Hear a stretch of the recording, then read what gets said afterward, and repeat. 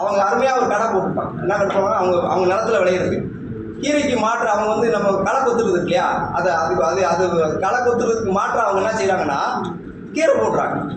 களை வர்ற இடத்துல கீரை முளைச்சிது, கீரையை கொண்டு போய் வணிகம் பண்ணிக்குவோம். கீரை அவங்க அந்த வேளாண் ஒரு விவசாயம் என்னென்ன அவருடைய வணிகம் வச்சுருப்பாருன்னு மாறி பண்ண வந்திருக்காங்க. அவங்க சொல்லுவாங்க என்னென்ன வச்சுருப்பீங்க. மைக் ஆன் பண்ணி பேசுங்க. தட்டைக்கீரை, அரைக்கீரை, பலாக்கீரை, மற்ற பொருள் எல்லாத்துக்குமே வெங்காயம் ரெண்டு உருவி போடுவோம். கத்திரிக்காய், வெங்காயம், நிறைய தக்காளி, பச்சை மிளகா அனைத்துமே எல்லா பயிரும் பயிரிடுறோம். ஒரு சின்ன மினி கடை, ஒரு குடும்பத்துக்கு தேவையான மினி கடை. ஒவ்வொரு குடும்பமும் ஒரு 20 குடும்பம் ஒரு இது மாதிரி அது மாதிரி ஒரு கட்டமைப்பு அந்த 8 நாளைக்கு எல்லா ஊர்லையுமே இருக்குது. அந்த வீட்டுக்கு எல்லா வீடுகளிலுமே ஒரு 20 குடும்பம் இருக்கிறாங்க. 20 குடும்பமே அந்த மாதிரியான வணிகத்தில் இருக்கிறாங்க. அந்த ஆவணப்படத்தோட சொல்லியிருப்பாரு. அந்த இதை நம்ம அடுத்து வந்து இந்த சென்னம்பட்டி பாகல். இந்த பாகல்னு சொல்லும்போதே வாட்ஸ்அப்பில் ஒரு செய்தி இது வந்தது. பாகல்னும் போதே நம்ம முன்னோர்கள் எப்படி வச்சுருக்காங்க ஒரு பேரை.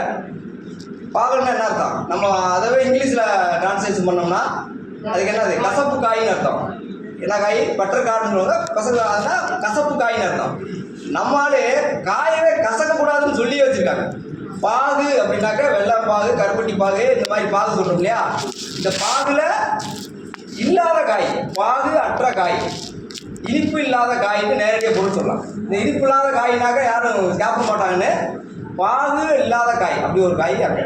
அந்த ஊரில் பார்த்தீங்கன்னா கொடியிலிருந்து இலையிலிருந்து அந்த விதைக்கு அந்த இது விதை எடுக்கிறாங்க இல்லையா, விதை எடுத்து அந்த தோலை கூட வணிகர் வந்து எடுத்துகிட்டு போயிடுவாங்க.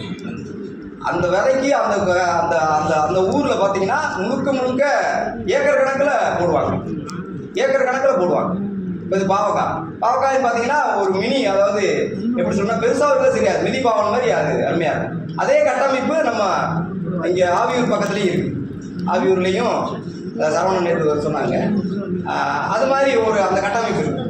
அப்போ இந்த பகுதிக்கு இந்த ஊருக்கு நம்ம வந்து புவிசார் குறியீடு வாங்குவதன் மூலமாக ஒட்டுமொத்த காய்கறி பன்மையத்திற்கு வாங்குவது அப்படின்றதான் நம்முடைய தென் மாவட்ட இயற்கை விவசாயத்தினுடைய கூட்டமைப்பினுடைய இலக்காக வச்சோம்.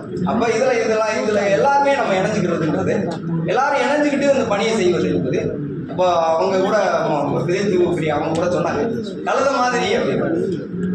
தோளில் தூக்கி செமக்கிறதுக்கு நம்ம யாரும் கழுத கிடையாது இல்லையா. வேலைகளை பகிர்ந்து சொல்லுவது, வேலைகளை பகிர்ந்து செய்வது மூலமாக வேலைகள் இலக்கு வந்து நம்ம வந்து ஈஸியாக போகலாம்.